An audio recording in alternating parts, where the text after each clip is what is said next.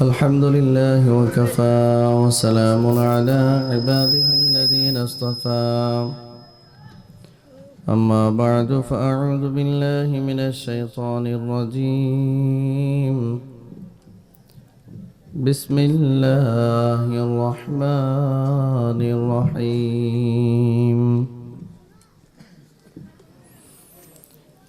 يطوف عليهم بلدان مخلدون بأكواب وأباريق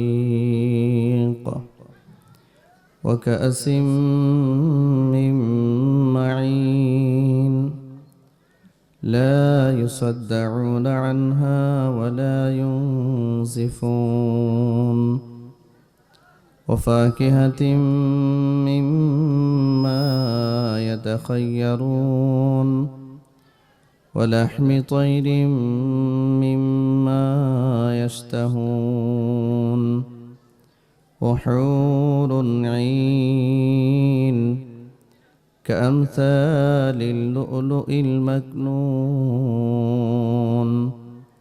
جزاء بما كانوا يعملون لا يسمعون فيها لغوا ولا تأثيما إلا قيلا سلاما سلاما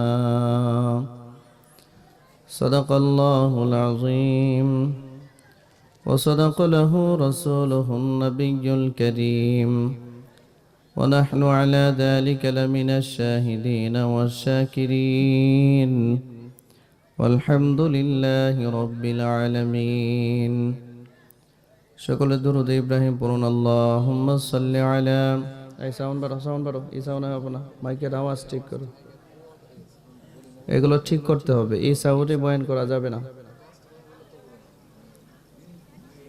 mic হয় change করতে হবে এই আওয়াজে বয়ান করতে পারবো না আমি তুমি ঠিক করো এগুলো ঠিক করো দরুদ ইব্রাহিম পড়েন আল্লাহুম্মা সাল্লি আলা মুহাম্মাদিন ওয়া আলা আলি মুহাম্মাদ কামা সাল্লাইতা আলা ইব্রাহিম ওয়া আলা আলি ইব্রাহিম إنك حميد مجيد اللهم بارك على محمد وعلى آل محمد كما باركت على إبراهيم وعلى آل إبراهيم إنك حميد مجيد أستغفر الله إن الله غفور رحيم رب زدني علما رب يسر ولا تعسر وتمم بالخير رب اشرح لي صدري ويسر لي أمري واحلل عقدة من لساني يفقه قولي سبحانك لا علم لنا إلا ما علمتنا إنك أنت العليم الحكيم وسبحانك لا فهم لنا إلا ما فهمتنا إنك أنت الجواد الكريم الحمد لله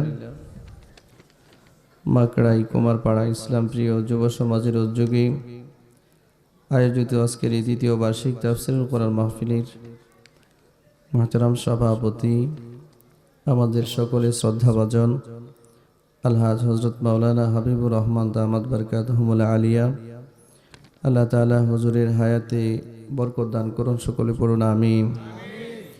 আজকের প্রধান অতিথি আলহাজ আমানুর রহমান খান রানা, সাবেক সংসদ সদস্য টাঙ্গাইল ৩। বিশেষ অতিথি জনাব মোহাম্মদ মাইনুদ্দিন তালুকদার, তারু, চেয়ারম্যান ৮ নং দেওপাড়া ইউনিয়ন পরিষদ। উদ্বোধক রয়েছেন জনাব মোহাম্মদ চান মোহাম্মদ মাহমুদ মেম্বার, সাবেক ইউপি সদস্য, ১ নং ওয়ার্ড, ৮ নং দেওপাড়া ইউনিয়ন পরিষদ। রয়েছেন আমন্ত্রিত উলামায়ে কেরাম। মাহফিল পরিচালনা রয়েছেন আলহাজ হজরত মাওলানা আমির আলী জিহাদি কুমারপাড়া। উপস্থিত রয়েছেন অত্র এলাকার সর্বস্তরের মুমিন মুসলমান ভাইরা। রয়েছেন পর্দার আড়ালে অবস্থানরত আমার সম্মানিত মা ও বোনেরা।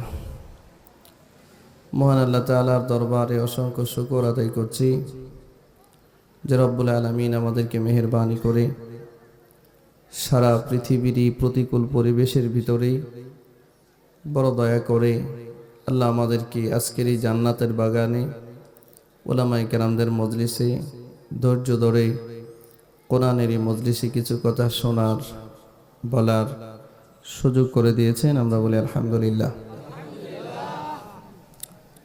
আপনারা ভালো আছেন? আলহামদুলিল্লাহ। তবে এখানে বসে বসে ঘুমিয়ে গেছিলাম, অর্ধেক ঘুমের মধ্যে আমি। তো আসলে প্রতিদিন এত সফর করে এসে এত লম্বা টাইম বসে কথা শোনার মানসিকতা থাকে না, শরীর ক্লান্ত থাকে। প্রতিদিনই সফরে থাকতে হয়, শত শত কিলোমিটার জায়গা। আমি আসলে আমার যুবক ভাইগুলো বড় আশা নিয়ে দাওয়াত করেছেন।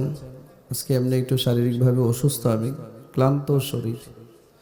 তারপরে ভেবেছিলাম মনে হয় 10টার আগেই বয়ান শুরু করব। 11টা বেজে গেছে এখন, তাই না? অনেক রাত হয়ে গেছে। আপনারা হয়তো কিছু কথা শুনে বাড়িতে যাবেন আর ঘুমাবেন, ফজরের নামাজ পড়বেন না। তো এটাতে তো ফায়দা হবে না, না হুজুর? উচিত তো ছিল 11টার ভিতরে মাহফিল শেষ করে তারপর একটা বাড়িতে চলে যাওয়া, ঘুমানো, আজান হবে, ফজরে জামাতে শামিল হওয়া, তাই না?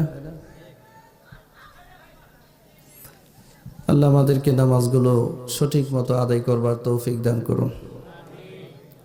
সম্মানিত উপস্থিতি,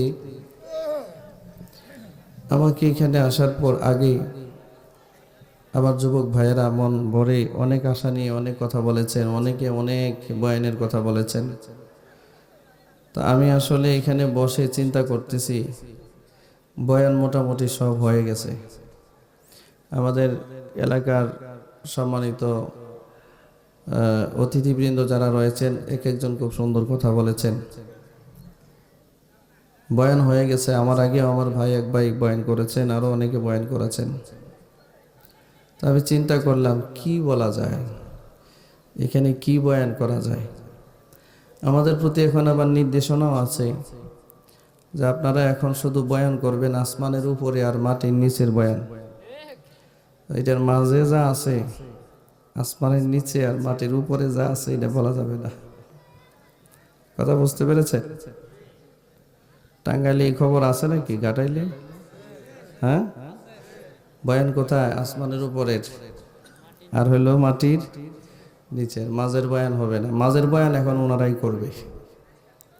কথা বুঝেছেন? আর অলরেডি বয়ান শুরু হয়ে গেছে। কিন্তু কেউ 70 রাকাত 80 রাকাত নামাজ পড়ে প্রতিদিন, কেউ আলিফ বা তাসা ঘরের ভিতরে পড়ে, বড় বড় মাওলানা হয়ে গেছেন। এরকম আল্লাহ জানে। এইরকম মাওলানা হাবিবুর রহমান সাহেবের মতো মানুষ সারা জীবন কষ্ট করে যে কি করলো। আলিফ বাতাসা পড়লে এখন ঘরের ভিতরে বড় আলেম হওয়া যায়।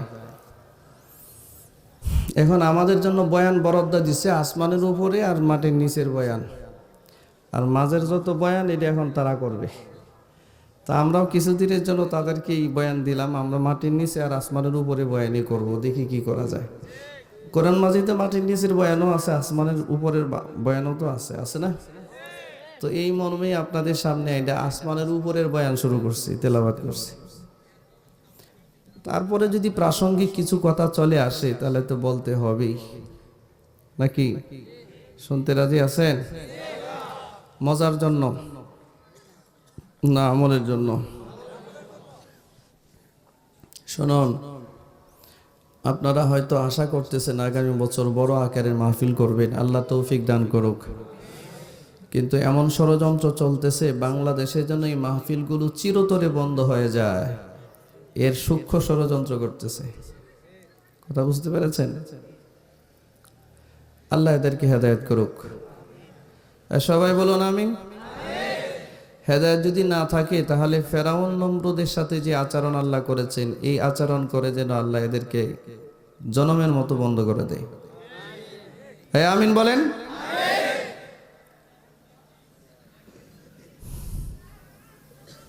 মনে বড় কষ্ট, সারা দেশের দিন প্রিয় মানুষদের মন ভালো না, ইসলাম প্রিয় মানুষের মন ভালো না। আমরা তো বলি, এটাই তো বলতে হবেই যে আমরা যে অবস্থায় থাকি এমনি কি আছি, ভালো আছি আলহামদুলিল্লাহ বলতে হয়। কিন্তু সার্বিক বিবেচনায় আমার মন ভালো না। আপনাদের মন ভালো কিনা জানি না। এরকম ইসলামের জন্য যারা নিবেদিত তাদের মন ভালো থাকবার কথা না। কি বলেন? সম্মানিত উপস্থিতি, এরা হয়তো চেষ্টা করছে সাউন্ড ভালো দেওয়ার জন্য, কিন্তু এই সাউন্ডটা মাইক এই সাউন্ডটা আসলে বয়ানের সাউন্ড না। মাইক দূর থেকে নয়েজটা আসবে কেন? এটা দূর থেকে সেট আপ হবে, এটা ইকো দেওয়া হবে, ক্লিয়ারলি একটা সাউন্ড আসবে। তো এটা নয়েজ আসবে কেন? নয়েজ আসবে কেন? ও ভাই, রাজনৈতিক নেতাদের বক্তব্য আর যিনি বয়ান করে তার বক্তব্য এক না, বুঝতে হবে আপনাদের। যে রাজনৈতিক বক্তব্য দেয় তার বক্তব্য আর যে বয়ান করে তার বক্তব্য এক না। রাজনৈতিক নেতা মুখের মধ্যে মাইক নিয়ে কথা বলে, আমরা এটা পারি না। আমাদের কথা ইজিলি বলতে হয়, আমরা প্রতিদিন কথা বলি।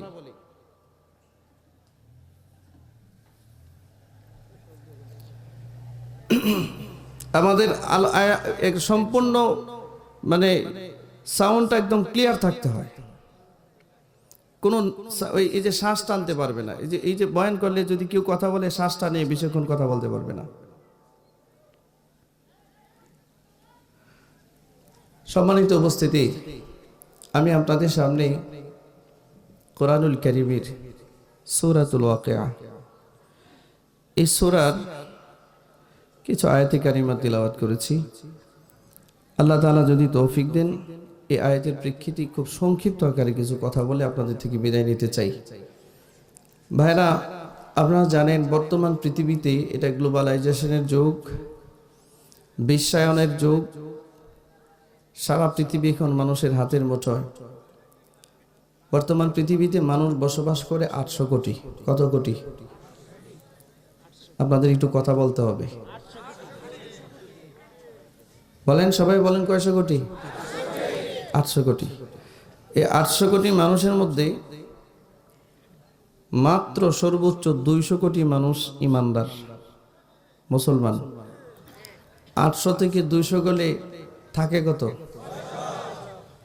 এই 600 কোটি হচ্ছে বেঈমান, কাফের, মুশরিক, মাজুসি, এক কথা জাহান্নামী। কথা বুঝতে পেরেছেন? আপনারা কথাগুলো খুব সুন্দর করে একটু বুঝবার চেষ্টা করবেন, হ্যাঁ না উত্তর দিবেন।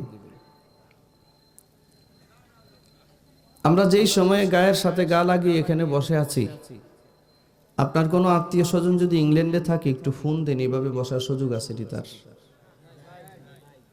3.5 ফিট সর্বনিম্ন 3.5 ফিট থেকে 6 ফিট পর্যন্ত দূরত্ব বজায় রাখতে হবে। নাকের মধ্যে মাস্ক পরতে হবে, তারপরে হাতে হ্যান্ড গ্লাভস পরে তারপরে কথা বলতে হয়। এভাবে গায়ের সাথে গা লাগিয়ে বসা তো দূরের কথা।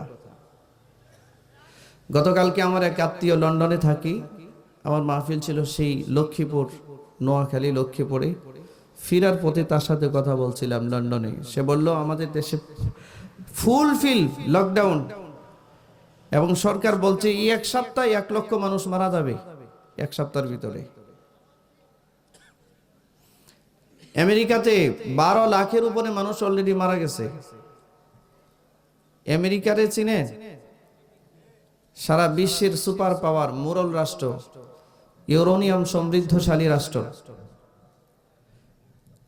একটা অ্যাটম বোম বাংলাদেশে যদি ব্লাস্ট করে তাহলে 1 মিনিটের ভিতরেই গোটা দেশটা নিশ্চিহ্ন হয়ে যাবে, পৃথিবীর মানচিত্রে আর এই দেশ খুঁজে পাওয়া যাবে না। আপনারা কি মনে করছেন এটারে? এমন বোম 100-200 না, হাজার হাজার ওই দেশে। ক্ষমতা কম, শক্তি কম, আপনার চেয়ে আমার চেয়ে শক্তি কম। ডোনাল্ড ট্রাম্প কি আপনার চেয়ে ছোটখাটো মানুষ? ডোনাল্ড ট্রাম্প আমরা যদি দাঁড়াই, আমাদের দাঁড়ানো পরে এরপরে 1-1.5 হাত লম্বা হবে, আর চেহারা দেখলেও কিন্তু একটা সন্ত্রাসের মতোই মনে হয়, ঠিক কি না? অর্থ সম্পদে ডোনাল্ড ট্রাম্প আপনার চেয়ে গরিব। বিশ্বের প্রথম শ্রেণীর ধনীদের ভিতরে এই ডোনাল্ড ট্রাম্প একজন ধনী।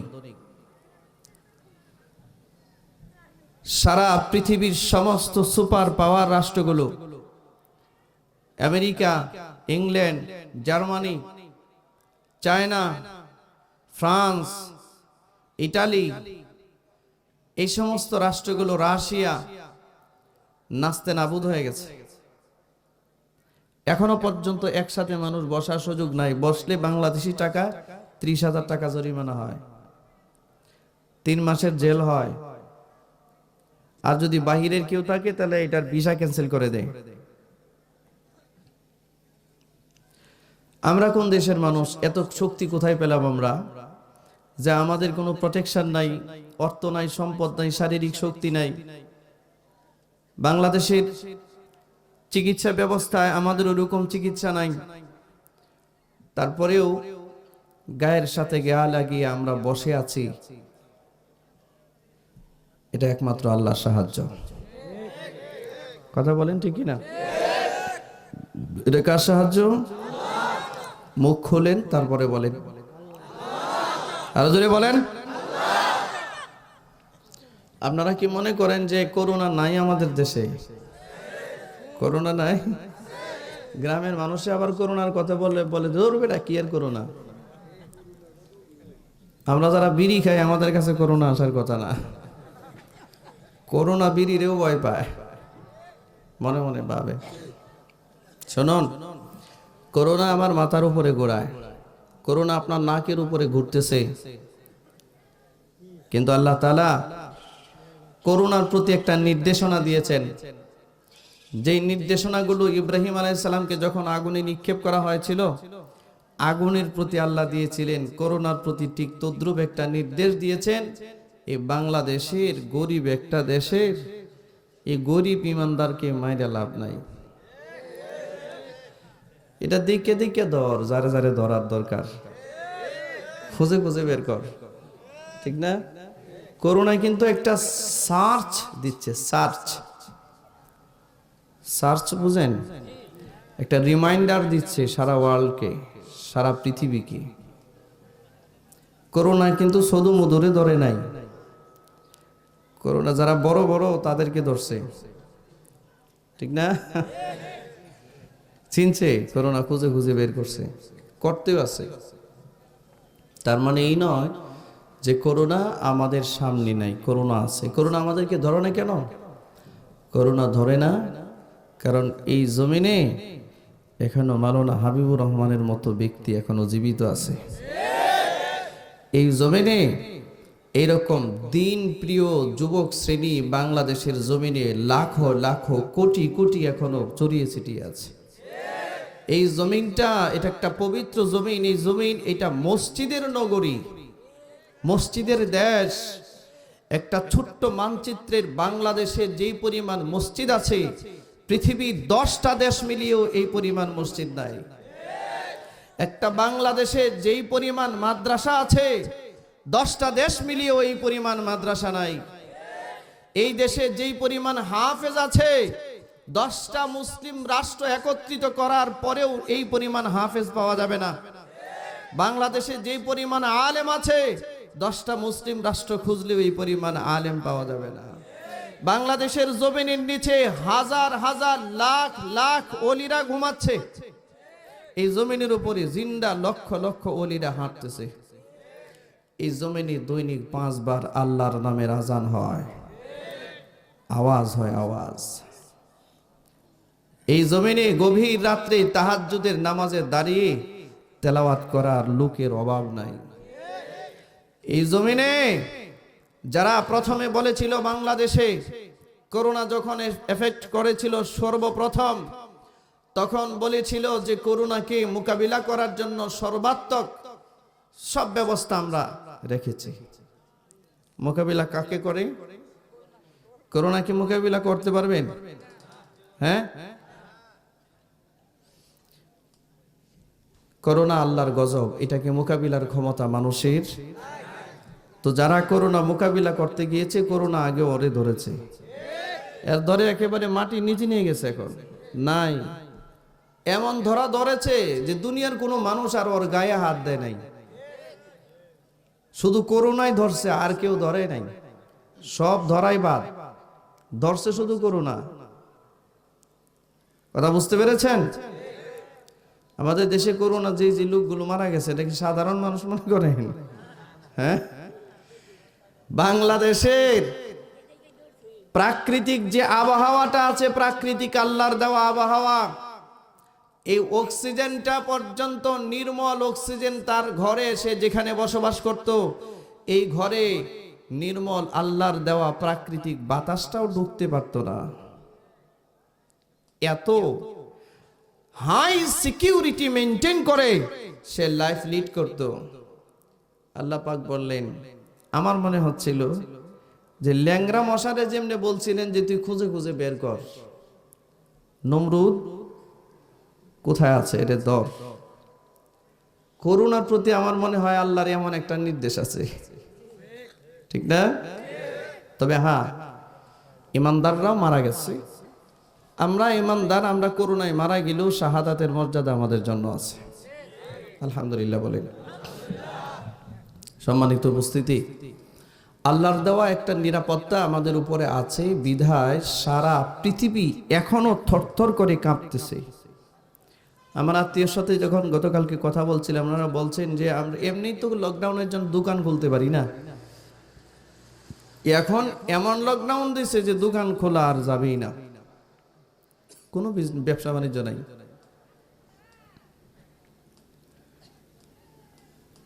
কাঁদতেছে আর বলতেছে আমার এই ছোট্ট দেশ বাংলাদেশের মানুষ কত আরামে আছে। এখনো করোনার ভয়ে, করোনা কি জিনিস দেশের মানুষ মনেই করে না, এটা ঠিক না? আমরা অবলীলায় ঘুরতেছি, অবলীলায়। সে অক্টোবর থেকে এদেশের শুরুতে যখন করোনা এসেছে, আমাদের দেশের কত বুদ্ধিজীবীরা কি মাথা গরম হয়ে গেছে যে দেশের মসজিদগুলো বন্ধ করুন, তাড়াতাড়ি তাড়াতাড়ি মাদ্রাসাগুলো বন্ধ করুন। কেমন জানি মনে হচ্ছে যে করোনার ফ্যাক্টরি মসজিদ, ঠিক না? এরা এই ধরনের কথাবার্তা করলে মসজিদগুলো কিছুদিনের জন্য লকডাউনের আওতায় এনেছিল। তখনও এই দেশের মসজিদের ইমাম মুয়াজ্জিন মসজিদ ছেড়ে বুদ্ধিজীবীদের মতো পালাইছে না। আমরা করোনার শুরুতে মসজিদে যেমন ছিলাম এখনো আছি, আল্লাহ রেখেছেন, ভবিষ্যতেও থাকবো ইনশাআল্লাহ। আমরা এই জাতি, আলহামদুলিল্লাহ বলেন। সম্মানিত উপস্থিতি, কিরে ভাই কি সমস্যা? সারা পৃথিবীতে 800 কোটি মানুষের মধ্যে 200 কোটি মানুষ ইমানদার। কথা বলুন, কয়শো কোটি? আর 600 কোটি বেঈমান। সোজা কথা কাফের। কি? জোরে বলুন, জোরে বলুন, কি? কাফেরকে কাফের বলতে হবে, এখানে কোনো ধরনের কনসিডার করার সুযোগ। এ কারণে আল্লাহ তাআলা কোরআনে কারীমের মধ্যে সূরাতুল কাফিরুন নাজিল করেছেন। কাফেরকে কাফের বলে ডাক দেওয়ার জন্য নবীকে নির্দেশ দিয়েছেন, বলেছেন কুল ইয়া আইয়ুহাল কাফিরুন, নবী আপনি বলুন হে কাফেরেরা। আপনজন বলেন না। আবার কোরআনে কারিমে সূরাতুল মুমিনুন আল্লাহ পাক নাজিল করেছেন, সেখানে মুমিনদের পরিচয় দিয়েছেন। আলহামদুলিল্লাহ বলুন। তার মানে বর্তমান পৃথিবীতে মানুষ আছে দুই ধরনের মানুষ। এক ধরনের মানুষ, একদল মানুষ হচ্ছে ঈমানদার, যাদের কলিজার ভিতরে ঈমান আছে, ঈমান। আর একদল মানুষ হচ্ছে বেঈমান, সোজা কথা কাফের। এদের কলিজায় ঈমান নাই, আর ঈমান যার নাই জাহান্নাম তার জন্য ওয়াজিব হয়ে গেছে, জান্নাত তার জন্য হারাম হয়ে গেছে। ঈমানদার আছে ঈমান, এই ঈমানদারের জন্য জান্নাত ওয়াজিব হয়ে গেছে। আল্লাহর নবী বলেন, মান ক্বালা লা ইলাহা ইল্লাল্লাহ দাখালাল জান্নাহ, যে ব্যক্তি লা ইলাহা ইল্লাল্লাহ পড়েছে সে জান্নাতে প্রবেশ করেছে। আপনারা তো ঘুমাইতেছেন দেখি, জান্নাতটারে কি মনে করেন আপনারা? কি ভাবেন জান্নাতকে? সুবহানাল্লাহ যে আসতে বললেন, জোরে বলুন। জান্নাত কি মনে হয় আপনাদের বাড়ির আশেপাশের জায়গা কিনা নাকি? হ্যাঁ, টাঙ্গাইলের মতো শহর? জান্নাত এমন একটা নিয়ামত পূর্ণ জায়গার নাম। এই জান্নাতের ভিতরে কি পরিমাণ নিয়ামত আল্লাহ রেখেছেন। আল্লাহর নবী বলেন, মালা আইনুন রাআত ওয়ালা উযুনুন সামিআত ওয়ালা খাতারা আলা কলবি বাশার। আল্লাহর নবী বলেন, জান্নাতের মধ্যে এমন নিয়ামত আল্লাহ তাআলা রেখেছেন যে পৃথিবীর কোনো চোখ জান্নাতের এই নিয়ামত কোনোদিন দেখে নাই। পৃথিবীর কোনো কান জান্নাতের যে সুন্দর সুন্দর সুর আছে, সুর, সুন্দর সুন্দর সুর আছে, গান আছে, এই আওয়াজ পৃথিবীর কোনো কান কোনোদিন শুনে নাই। ওয়ালা খাতারা আলা কলবি বাশার। এবং জান্নাতের মধ্যে এমন নিয়ামত আছে পৃথিবীর কোনো অন্তর কোনোদিন তা ভাবে না। আল্লাহু আকবার বলে, ভাবতে পারেও না, অসম্ভব।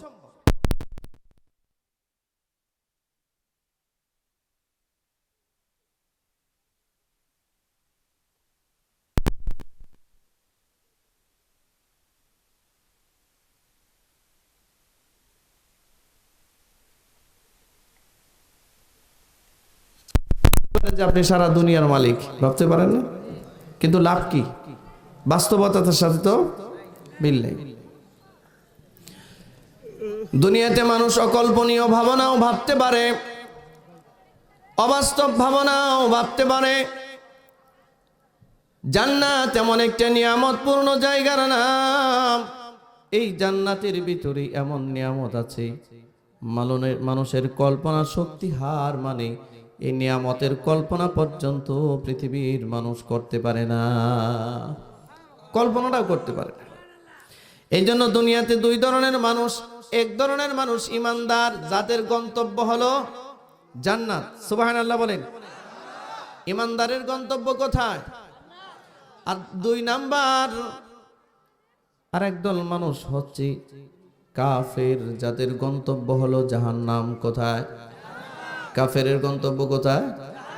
আর ঈমানদারের গন্তব্য কোথায়? জোরে বলেন। ঈমানদারের গন্তব্য জান্নাত, আর কাফেরের গন্তব্য হলো জাহান্নাম। এই জাহান্নামে যাবে। ভাইরা আমার, এই জান্নাত আর জাহান্নাম আল্লাহ নির্ধারণ করেছেন। পৃথিবীতে যে ভালো কাজ করে তার জন্য জান্নাতের ফয়সালা, পৃথিবীতে যে মন্দ কাজ করে তার জন্য জাহান্নামের ফয়সালা। ঠিক কিনা ভাই? জোরে বলে। তার জন্য হচ্ছে জাহান্নামের ফয়সালা। এই যে আজকে তাকিয়ে দেখুন, আমার যে যুবক ভাইগুলোর কারণে আজকে এই মাহফিলটা হয়েছে। এই দেশে তো আরো হাজারো যুবক আছে, সবাই কি মাহফিলের আয়োজন করে নাকি? না না, কতজন খেলাধুলা, কতজন কত আয়োজনের ভিতরে ব্যস্ত থাকে। নেক কাজ করার সুযোগটাও আল্লাহ সবাইকে দেয় না। আল্লাহ যাকে পছন্দ আর না হলে উপরে উঠতে পারবে না। দুজন সাহাবী গেলেন সেখানে পাহাড়ের গিরিপথে গিয়ে দাঁড়ালেন। রাত গভীর হয়ে গেছে, তো দুই সাহাবী একজন আর একজনের সাথে কথা বলতেছেন, বেহুদা কেন আমরা বসে থাকবো, আমরা একটা কাজ করি। দুইজন একসাথে সজাগ থাকার কোনো মানে হয় না। একজন ঘুমাই আর একজন পাহারা দেই, হয়তো শুরুর রাতে একজন পাহারা দিই আর শেষ রাতে আর একজন পাহারা দেই। দুইজনে মিলে সিদ্ধান্ত নিলেন। হযরত আব্বাদ ইবনে বিশর বললেন, এ সাহাবী তুমি বলো। মুহাজিরকে বললেন, তুমি কি আগে পাহারা দিবে না আমি আগে পাহারা দিব? হযরত মুহাজির সাহাবী বললেন, আপনি শুরুর ভাগে পাহারা দেন আর আমি শেষ ভাগে পাহারা দিব, শেষ রাতে পাহারা দিব। সিদ্ধান্ত হয়ে গেছে। মুহাজির সাহাবী একটু বিশ্রাম করতেছেন, ঘুমিয়ে গেছেন, আর হযরত আব্বাদ ইবনে বিশর দাঁড়িয়ে আছেন। সূক্ষ্ম দৃষ্টিতে চতুর্দিকে তাকিয়ে তাকিয়ে দেখতেছেন যে কোনো শত্রু বাহিনী রাসূলের উপরে আক্রমণ করার অপপ্রয়াস চালায় কিনা। বারে বারে তাকিয়ে দেখতেছেন, না না, কাউকে দেখা যায় না, কাউকে দেখা যায় না। আর ওই যে কাফের যুদ্ধের ময়দানে যার স্ত্রী মারা গেছে, সে বিষাক্ত তীর ধনুক নিয়ে ওই পাহাড়, যেই পাহাড়ে নবী আশ্রয় নিয়েছেন, ওই পাহাড়ের এক পাথরের নিচে, পাথরের এক সাইডে মাথা রেখে অপেক্ষা করতেছে যে কোন সময় সুযোগ হবে আর নবীকে সে আক্রমণ করবে। এরকম একটা সূক্ষ্ম সুযোগের জন্য সে দাঁড়িয়েছিল সেখানে পাহাড়ের পাশ দিয়ে। রাত গভীর হয়ে গেছে। হযরত আব্বাদ ইবনে বিশর রাদিয়াল্লাহু তাআলা আনহু রাতের গভীরে যখন দেখে কোনো মানুষ আসে না, নাড়া চাওয়া পাওয়া যায় না, তো ইনি মনে মনে ভাবলেন, অযথা দাঁড়ায় থেকে লাভ কি, একটু নামাজে দাঁড়িয়ে যাই, একটু নামাজ পড়ি। মুমিনের কাছে নামাজটা হচ্ছে শান্তির একটা জায়গা, মসজিদ শান্তির একটা ঠিকানা, ঠিক কিনা ভাই, জুড়ে বলুন। ইমানদারের কাছে মসজিদ শান্তির ঠিকানা, আর নামাজ এটা শান্তির একটা কার্যক্রম। বন্ধুরা আমার, আব্বাদ ইবনে বিশর রাদিয়াল্লাহু তাআলা আনহু নামাজের মধ্যে দাঁড়িয়ে গেলেন। নামাজের মধ্যে দাঁড়িয়ে এবার আব্বাদ কোরআনের তেলাওয়াত শুরু করলেন। সূরা ফাতিহা তেলাওয়াত করলেন, লম্বা সূরা তেলাওয়াত করতেছেন, লম্বা সূরা। আর রাতের গহীনে পাহাড়ের মধ্যে পিন পতন নীরবতা, কারো কোনো আওয়াজ পাওয়া যায় না। হযরত আব্বাদ ইবনে বিশর হৃদয় থেকে আল্লাহর কোরআনে কারীম তেলাওয়াত করতেছেন। আমি নিজের চোখে দেখেছি কোরআন তেলাওয়াত এমন একটা পাওয়ারফুল তেলাওয়াত, কোরআন তেলাওয়াত করলে ইমানদারির ভিতরে একটা ঝাঁকুনি তৈরি হয়ে যায়, ইমানদারের ইমান বাড়তে থাকে, ঠিক কিনা জোরে বলেন। এজন্য আল্লাহ তাআলা বলেন, ইন্নামাল মুমিনুনা আল্লাযীনা ইযা যুকিরাল্লাহ ওয়াজিলাত কুলুবুহুম ওয়া ইযা তুলিয়াত আলাইহিম আয়াতুহু যাদাতুহুম ঈমানা ওয়া আলা রাব্বিহিম ইয়াতাওয়াক্কালুন। আল্লাহ রাব্বুল আলামিন বলেন, ইমানদার তো সে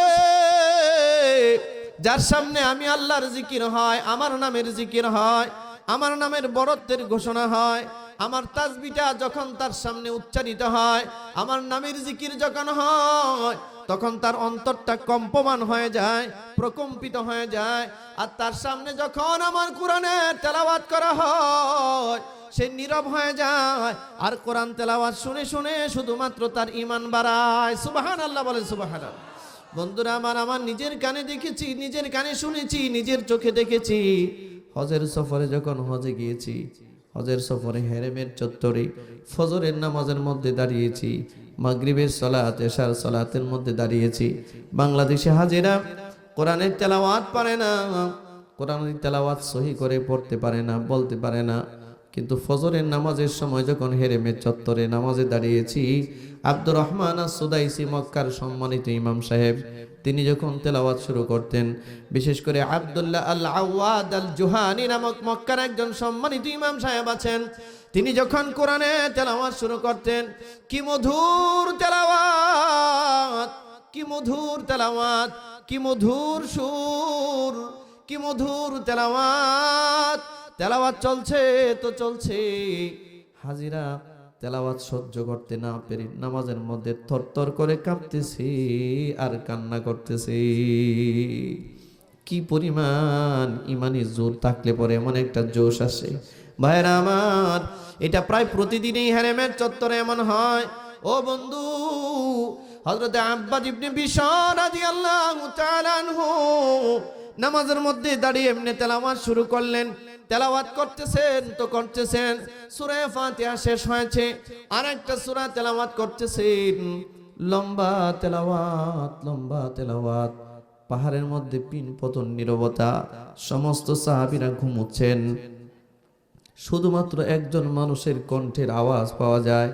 ওই কাফের তীর হাতে নিয়ে, সূক্ষ্ম তীরন্দাজ তীর হাতে নিয়ে দাঁড়িয়ে আছে। অন্ধকার দেখা যায়, শুধু তেলাওয়াত শোনা যায়, কিন্তু মানুষ দেখা যায় না।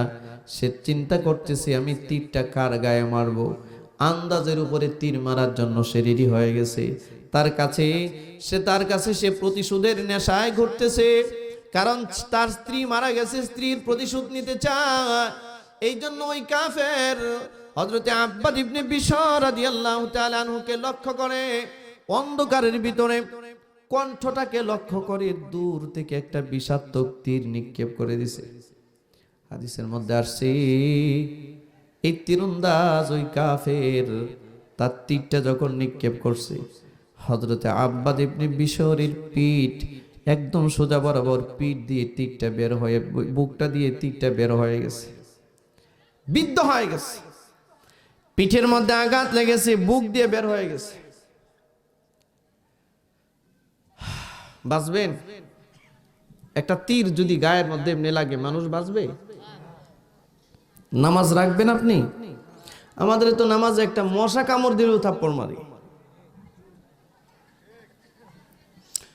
আব্বাস ইবনে বিশর রাদিয়াল্লাহু তাআলা আনহুর নামাজ। হযরত আব্বাস নামাজের মধ্যে দাঁড়ানো, যখন পিঠের মধ্যে তীরটা বিদ্ধ হয়েছে, তীরের মাথাটা বুকের সাইড দিয়ে বের হয়ে গেছে, তীরটা এখনো পিঠের মধ্যে লেগে আছে, শরীরের মধ্যে লেগে আছে। হযরত আব্বাস একটা মুহূর্তের জন্যও কোরআনের তেলাওয়াত বন্ধ করে নাই, নামাজও ছেড়ে দেয় নাই। আর আমরা কেমন নামাজ আদায় করি, কেমন নামাজ আদায় করি। নামাজের মধ্যে কোনো খুশু নাই, কোনো আন্তরিকতা নাই, কোনো মজা নাই, কোনো মিষ্টি নাই, কোনো মজা নাই। কেমন জানি মনে হয় মানুষ যারাও কোনো রকম মসজিদের মধ্যে যায়, মসজিদে গিয়ে মনে মনে চেষ্টা করে যত দূর সম্ভব নামাজটা শেষ করে আমি বের হয়ে যাই, ঠিক কিনা? এইটা সে মনে মনে ভাবে। আহা, গতকালকে নোয়াখালী থেকে ফেরার সময় ঢাকা এবং চট্টগ্রাম এই রুটের মধ্যে একটা ভালো মানের হোটেল আছে, নাম হচ্ছে মিয়ামি হোটেল। মিয়ামি নাম শুনেছেন অনেকে হয়তো। এই মিয়ামি হোটেলের মধ্যে উঠেছি, পেটে ক্ষুধা লেগেছে একটু নাস্তা করার জন্য।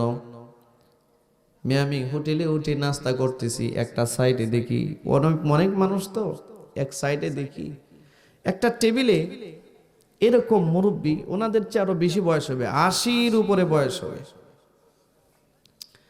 টেবিলের মধ্যে 3 জন মানুষ বসা, 2 জন যুবক, একজন বুড়া। মোবাইল একটা হাতে নিছে, মোবাইল হাতে নিয়ে বারবার দেখতেছে, বারবার। এখন যেমন কারো হাতে মোবাইল আসলে পরে আশপাশে মানুষ আছে না কি আছে এটা দেখবার সময় নেই তার, ঠিক কিনা? আমি অবাক হচ্ছিলাম, আর আমার ড্রাইভার কি বলতেছিলাম, একটু তাকায় কাণ্ডটা দেখো। 80 বছর হয়ে গেছে এই বুড়ার।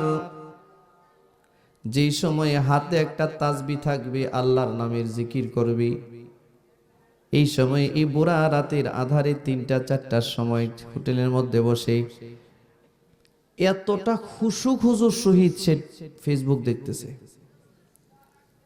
যে খুশু এর জিন্দেগিতে কোনোদিন নামাজে আসছে বলে মনে হয় না। আসতেছেন?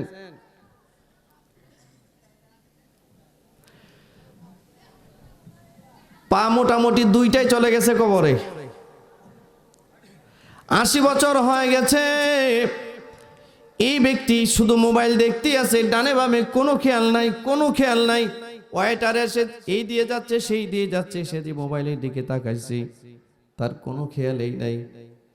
আমি ড্রাইভারকে বলতেছিলাম, বিশ্বাস করো এই মুরব্বী মানুষটা মোবাইলের প্রতি যতটুকুন আশেক হয়েছে, এতটুকুন ধৈর্য নিয়ে যদি নামাজের মধ্যে দাঁড়াতো, সে নির্ঘাত আল্লাহর ওলি হয়ে যেত, নির্ঘাত আল্লাহর ওলি হয়ে যেত। বন্ধুরা আমার, আমাদের নামাজ তো মুরগির মতো, ঠুকুর দেওয়ার মতো, মুরগির আহার খাওয়ার মতো। এই নামাজ কেমন করে আপনাকে জান্নাতে নিবে, যেই নামাজ আপনাকে গুনাহ থেকে বাঁচাতে পারে না, অথচ নামাজ মানুষকে গুনাহ থেকে বাঁচায়। ইন্নাস সালাতা তানহা আনিল ফাহশাই ওয়াল মুনকার, নামাজ সমস্ত গুনাহ থেকে, সমস্ত অপরাধ থেকে মানুষকে বাঁচায়। ও বন্ধু, আমরা এগুলো কেমন নামাজ পড়ি? আমাদের নামাজটা ঠিক করা দরকার আছে কিনা বলেন? আমাদের নামাজ ঠিক করা দরকার আছে কিনা? বন্ধুরা আমার, হযরত আব্বাদ ইবনে বিশর রাদিয়াল্লাহু তাআলা আনহু নামাজের মধ্যে দাঁড়িয়ে আছেন। বিষাক্ত তীর বুক বেদ করে, একেবারে পিঠ বেদ করে বুকের সাথে তীরের মাথাটা বের হয়ে আছে। হযরত আব্বাদ একবারের জন্য কোনো শব্দ করে নাই, হাতটাও ছেড়ে দেয় নাই, নামাজটাও ছাড়ে নাই। হাতটা ধরে ধরে কোরআনে তেলাওয়াত বন্ধ করে নাই, তেলাওয়াত চলতেছে। এক হাত বুকের মধ্যে, এক হাত এভাবে বাঁধা, আর একটা হাত দিয়ে তীরটা টান দিয়ে বের করে ফেলেছে। তীরটা বের করে নিজে বসে যায় নাই, এখনো তিনি দাঁড়িয়ে আছেন। এদিকে ওই তীরন্দাজ, ওই কাফের মনে করতেছে, আমি যে তীর মারলাম, এই তীরটা মনে হয় লক্ষ্যবস্তুতে পৌঁছে নাই। তীরটা যদি পৌঁছতো তাহলে তেলাওয়াত বন্ধ হয়ে যেত। ইনি তো তেলাওয়াত বন্ধ করছেন না। এই কাফের আর একটা তীর বের করেছে, আর একটা তীর বের করে আবারও তাকে লক্ষ্য করে আর একটা তীর নিক্ষেপ করেছে। এই তীরটা আবারও হযরত আব্বাদ ইবনে বিশরের পিঠের আরেকটা পাশ দিয়ে লেগেছে, বুক বরাবর এসে তীরটার সামনে দিয়ে বের হয়ে গেছে। হযরত আব্বাদ তখনও নামাজ ছাড়ে নাই, তখনও নামাজ ছাড়ে নাই। তেলাওয়াত করছেন তো করছেন, তেলাওয়াত করছেন তো করতেছেন, তেলাওয়াত যেন তার বন্ধ হয় না। হযরত আব্বাদ আবারও বুকের মধ্যে হাত রেখে আর দ্বিতীয় নাম্বার তীরটা টান দিয়ে তিনি বের করে ফেলেছেন। এই কাফের মনে করতেছে 2 নাম্বার তীরটাও মনে হয় লক্ষ্যবস্তু পর্যন্ত পৌঁছে নাই। সে আরেকটা তীর বের করেছে, 3 নাম্বার আরেকটা তীর দিয়ে আবার সোজা বরাবর হযরত আব্বাদের দিকে লক্ষ্য করে তীরটা নিক্ষেপ করেছে। 3 নাম্বার তীরটা একদম সোজা বরাবর হযরত আব্বাদ ইবনে বিশরের কলিজা বরাবর গিয়ে আঘাত করেছে। 3টা তীরের আঘাত কি মানুষ সহ্য করতে পারবে? হযরত আব্বাদ তখনও পর্যন্ত নামাজ ছাড়ে নাই, তখনও পর্যন্ত নামাজ ছাড়ে নাই। নামাজে দাঁড়িয়ে আছেন, নামাজে দাঁড়িয়ে আছেন আর আল্লাহর সামনে কালামে পাকের তেলাওয়াত করতেছেন, কালামে পাকের তেলাওয়াত। হায় রে তেলাওয়াত, তেলাওয়াত যেন শেষ হয় না। হযরত আব্বাদ হাদিসের মধ্যে আসছে 3 নাম্বার তীরটাও টান দিয়ে নিজের পিঠ থেকে বের করে ফেলেছেন, পাশে রেখে দিয়েছেন। যথারীতি নামাজ শেষ করেছেন আর তীরের আঘাতের কারণে তার বুক বেয়ে তার রক্ত ফিনকি দিয়ে পুরা আশপাশের জায়গাটা সারাটা রক্তে ভরে গেছে। কিন্তু হযরতে আব্বাদের কোরআন তেলাওয়াত বন্ধ হয় নাই, নামাজও ছেড়ে দেয় নাই। এটা কেমন নামাজ, কেমন কোরআন তেলাওয়াত! আমরাও তো কোরআন তেলাওয়াত করি। কিসের কোরআন তেলাওয়াত? এখানে যারা আছি, আমরা যারা আছি, কয়জন মানুষ বলতে পারবো যে আমরা কোরআনের তেলাওয়াত করি? কয়জন মানুষ বলতে পারবো কোরআনের তেলাওয়াত আছে আমার জিন্দগিতে? এটা তো নাই। বন্ধু, আরেকটা হাদিসের কথা মনে হয়েছে, বলবো কি কোরআন তেলাওয়াত তো করলেন না, কারো বয়স 70 বছর, 80 বছর, 90 বছর, আপনি কোরআন তেলাওয়াত করেন না, অথচ আল্লাহ রসুল বলেন কোরআন তেলাওয়াত যে করে জান্নাত তার নাম ধরে ধরে ডাকতে থাকবে, তার নাম ধরে ধরে জান্নাত ডাকবে। আজকে আমাদের ঘরের মধ্যে কোরআনের তেলাওয়াত নাই, নিজের জবানের মধ্যে কোরআনের তেলাওয়াত নাই, আল্লাহর নামের জিকির নাই। আল্লাহ নবী বলেন ইন্নাল জান্নাতা তাশতাকু ইলা খামসাতি নাফার। আল্লাহ রাসূল বলেন 5 প্রকার মানুষকে জান্নাত হাসরের মাঠে ডাকবে। সুবহানাল্লাহ। আপনারা শুনেছেন হাসরের মাঠে হযরতে আবু বকরকে জান্নাতের 8টা দরজা ডাকতে থাকবে, রাসূল বলেছেন। আল্লাহর নবী বলেন আমার আবু বকর জান্নাতে যাওয়ার জন্য যখন জান্নাতের দরজাগুলোর সামনে যাবে তো জান্নাতের 8টা দরজা আমার আবু বকরকে নাম ধরে ধরে ডাকবে, আবু বকর আমার দিকে আসেন। সুবহানাল্লাহ বলবেন না? আমাদের যে আমল, এই আমলে কি জান্নাত আমাকে ডাকবে বলে মনে হয়? আমার আমলের দ্বারা তো দেখতেছি সব সময় শয়তান আমারে ডাকতেছে। শয়তান যদি না থাকতো, আমাকে না ডাকতো, তাহলে মসজিদে গিয়ে আমার অশান্তি তৈরি হতো না। ঠিক কিনা জোরে বলুন। আল্লাহর নবী বলেন হাসরের মাঠে আমার আবু বকরকে জান্নাতের 8টা দরজা ডাকবে। আমি আপনাদেরকে আর একটা সংবাদ দেই, নবী বলেছেন ওই হাসরের মাঠে আমার আবু বকরকে জান্নাত যেমন 8টা দরজা ডাকবে, আমার উম্মতের মধ্য থেকে এরকম 5 প্রকার মানুষকে জান্নাত নাম ধরে ধরে ডাকবে। সুবহানাল্লাহ বলেন সুবহানাল্লাহ। এর মধ্যে 1 নাম্বার তালিল কোরআন, যে কোরআনের তেলাওয়াত করি হাসরের মাঠে জান্নাত তার নাম ধরে ধরে ডাকতে থাকবে। সুবহানাল্লাহ। আবু বকরকে জান্নাত যেমনে ডাকবে, একজন কোরআন তেলাওয়াতকারীকে আবু বকরের মতো জান্নাত এমন করে ডাকবে। সুবহানাল্লাহ বলেন। আচ্ছা এখানে আমরা যারা আছি 70 বছর অনেকের হয়েছে, কোরআন তেলাওয়াত জানি না, পারিও না, তেলাওয়াত করিও না, আছেন এরকম? আপনি একটু কোরআনের তেলাওয়াত পারেন না, তেলাওয়াত করেন না, তেলাওয়াতটাকে প্রয়োজনেই মনে করেন না। অথচ কোরআন তেলাওয়াত এমন এক দামি আমল, কোরআন তেলাওয়াত করলে জান্নাত আপনাকে ডাকতে থাকবে। আপনি ফজরের নামাজের পরে সূরা ইয়াসিন পড়েন, আসরের নামাজ জোহরের নামাজের পরে সূরা রহমান পড়েন, আসরের নামাজের পরে সূরা নাবা পড়েন, মাগরিবের নামাজের পরে সূরাতুল ওয়াকিয়া পড়েন, আপনার যত অভাব অনটন আছে আল্লাহ দূর করে দিবে ইনশাআল্লাহ। আর এশার নামাজের পরে সূরা মুল পড়েন। আল্লাহর রাসূল বলেছেন এই সূরা ইয়াসিন, সূরা মুলক আর অন্যান্য সূরাগুলো যারা প্রতিদিন পড়ে, এই লোকটা যদি মরে যায় কবরের মধ্যে মুনকার নাকিরের প্রশ্নের উত্তরগুলো দেওয়ার জন্য এই সূরাগুলোই যথেষ্ট হয়ে যাবে। আল্লাহর নবী বলেন আরে বন্ধু কোন দিকে বলবো?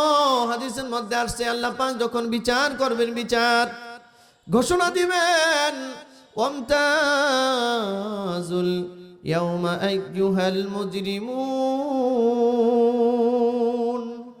হে গুনাহগারেরা আমার নেককার বান্দাদের থেকে পৃথক হয়ে যাও।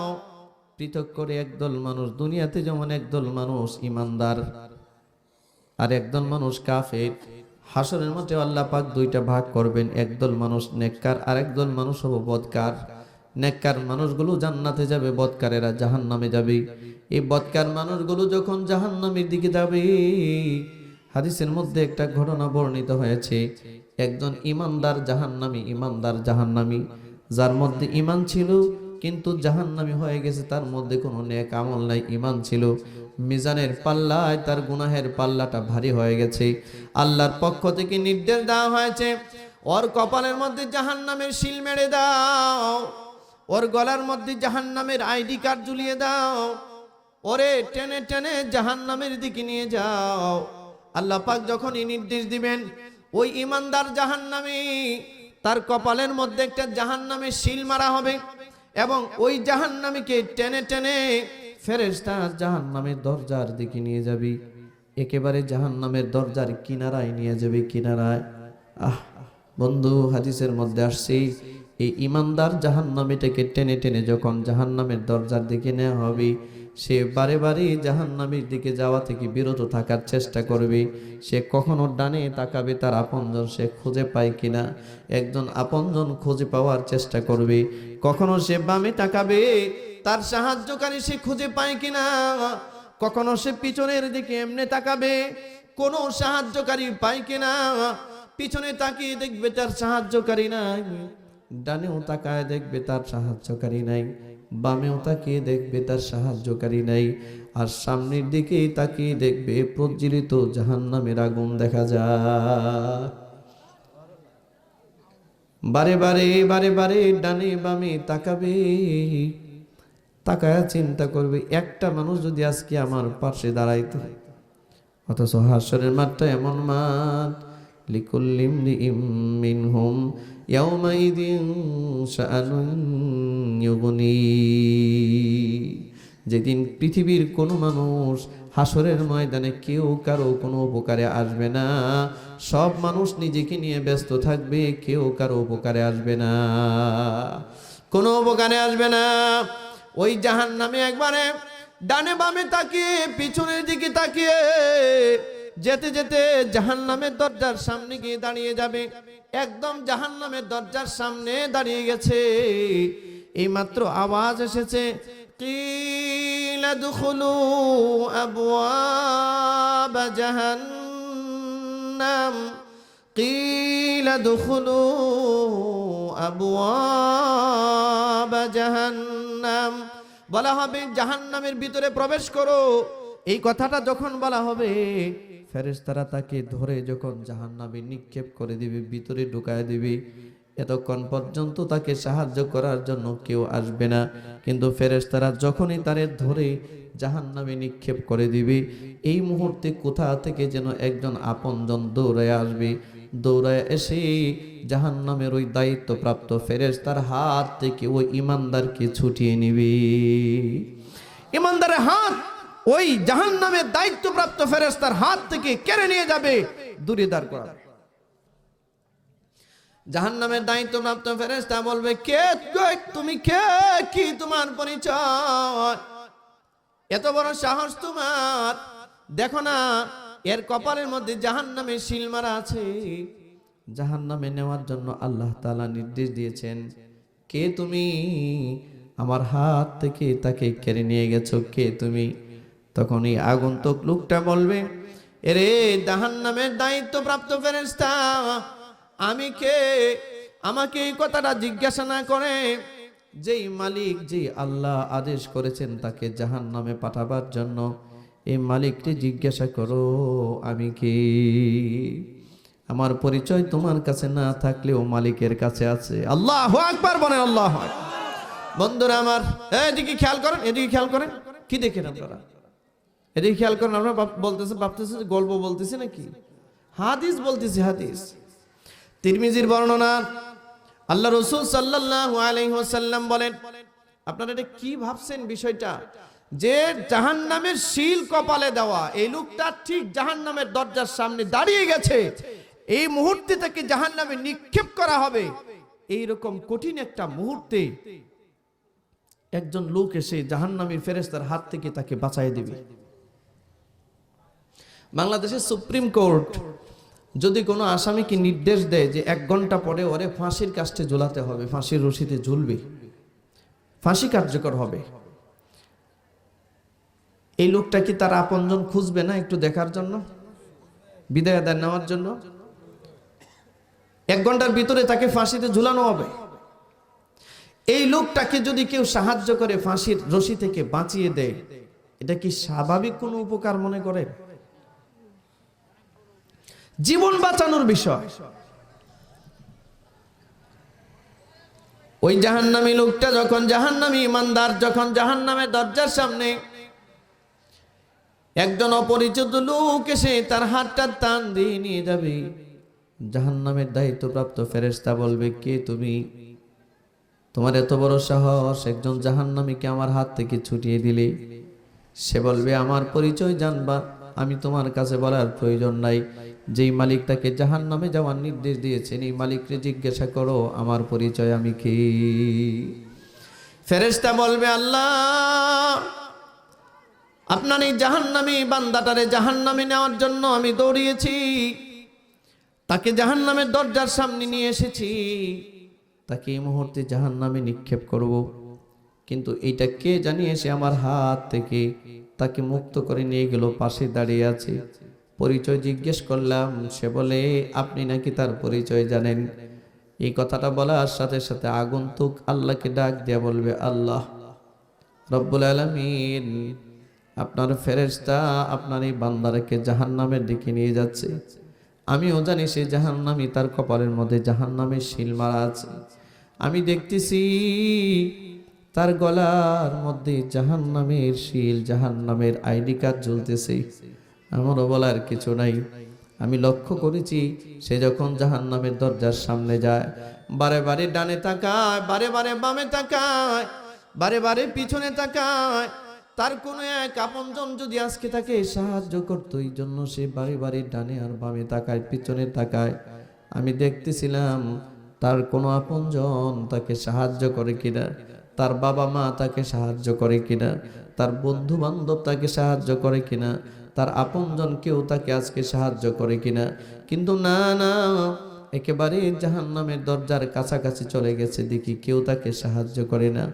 আল্লাহ, আমিও দেখেছি তাকে সাহায্য করার মতো কেউ নাই, আর তার আমল নামার মধ্যে নেক আমলও নাই। আল্লাহ, আপনার সিদ্ধান্তই চূড়ান্ত সিদ্ধান্ত, সে জাহান্নামী, এটাই বাস্তব, সে জাহান্নামী।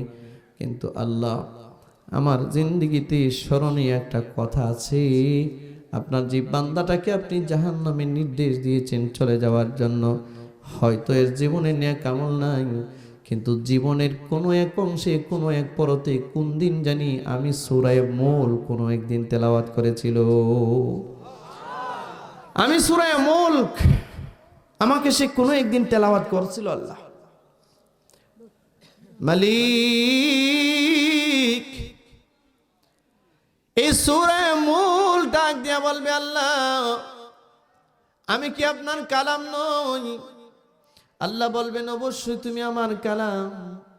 সূরা মুলক তখন ডাক দিয়া বলবে, আল্লাহ যদিও বা আপনার এই গোলামের কোনো নেক আমল নাই, আমি আপনার কাছে সুপারিশ করতেছি। আল্লাহ, যে জবান দিয়ে নাড়াচাড়া করে আমাকে তেলাওয়াত করেছিল, এই জবানটা যদি জাহান্নামের আগুনে পড়ে, তাহলে এর সাথে সাথে আপনি আমাকে জাহান্নামে পাঠিয়ে দেন। আর যদি মনে করেন আপনার কালামকে আপনি ইজ্জত দিবেন, তো আমি সুপারিশ করছি আপনার গোলামকে আপনি মাফ করে দেন। আল্লাহর পক্ষ থেকে আওয়াজ আসবে, যারে সূরা মুলক যাও, যে জীবনে তোমার একবার তেলাওয়াত করেছে, আজকে তার পক্ষে তোমার সুপারিশকে কবুল করলাম, তুমি সাথে নিয়ে তাকে জান্নাতে চলে যাও। আজকে আমাদের মধ্যে কিসের তেলাওয়াত? তেলাওয়াত নাই। সূরা মুলক কারে কয় সে চিনে না, সূরা রহমান কাকে বলে সে চিনে না, সূরা ইয়াসিন কাকে বলে সে চিনে না। অথচ দেশি বিদেশি যত সিনেমা আছে, সব সিনেমার নাম তার জানা আছে। ঠিক কিনা রে ভাই? হে বন্ধু, কি শিখাচ্ছেন আপনার বাচ্চাকে? কি শিখাচ্ছেন আপনার বাচ্চাকে? আপনার বাচ্চা সূরা ইয়াসিন জানে না, মুলক জানে না, রহমান জানে না, ওয়াকিয়া জানে না, অথচ সারা দুনিয়ার নায়ক নায়িকাদের নাম জানে। এই বাচ্চা কি করে আপনার জন্য আপনি বললে রব্বির হামহুমা কামা রব্বায়ানি সগীরা বলে দোয়া করবি? আমার তো মনে হয় না সে আপনার জন্য দোয়া করতে পারবি। বন্ধুরা আমার, এই জন্য একটা বার শুধু সূরা মুলক পড়েছিল, একটা বার। এই সূরাটাও সেদিন তার পক্ষে সুপারিশ করে তাকে জান্নাতে নিয়ে যায়। এজন্য আল্লাহর নবী বলেন, 5 প্রকারের মানুষকে আল্লাহর জান্নাত হাসরের মাঠে তার নাম ধরে ধরে ডাকতে থাকবে। 1 নাম্বার তালিল কোরআন, কোরআনের তেলাওয়াত করেনেওয়ালা। যে কোরআনের তেলাওয়াত করে, জান্নাত তার নাম ধরে ধরে ডাকবে, আবু বকরের মতো এদিকে আসো, আমার দিকে আসো, আমার দিকে প্রবেশ করো। সুবহানাল্লাহ বলেন। 2 নাম্বার ওয়াহাফিজিল লিসান, যে ব্যক্তি তার জবানের হেফাজত করে, জবানের হেফাজত যে বলে না, এই লোকটাকে জান্নাত হাসরের মাঠে ডাকতে থাকবে, আমার দিকে আসো। সুবহানাল্লাহ। কয় নাম্বার? তিন নাম্বার মুকসির ও মুতঈমিল জিয়ান। আল্লাহর নবী বলেন, ক্ষুধার্ত মানুষকে যে খাবার দেয়, জান্নাত হাসরের মাঠে তার নাম ধরে ধরে ডাকবে। সুবহানাল্লাহ বল, সুবহানাল্লাহ। ক্ষুধার্ত মানুষকে খাবার যে ব্যক্তি দান করে, এই ব্যক্তির নাম ধরে ধরে জান্নাত হাসরের মাঠে ডাকতে থাকবে। এটা কয় নাম্বার? 4 নাম্বার ও মুকসিল উরিয়ান।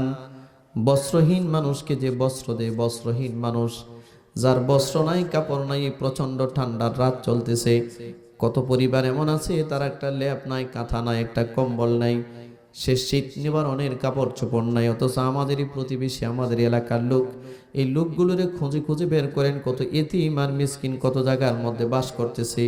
একজন এতিম মিসকিনকে কাপড় চোপড় কিনে দেন, একজন এতিম মিসকিনকে শীত বস্ত্র কিনে দেন। আল্লাহর নবী বলেন, হাসরের মাঠে জান্নাত আপনার নাম ধরে ধরে ডাকতে থাকবে। এটা কয় নাম্বার গেল? কয় নাম্বার? 5 নাম্বার, ওয়ামান সাল্লা আলা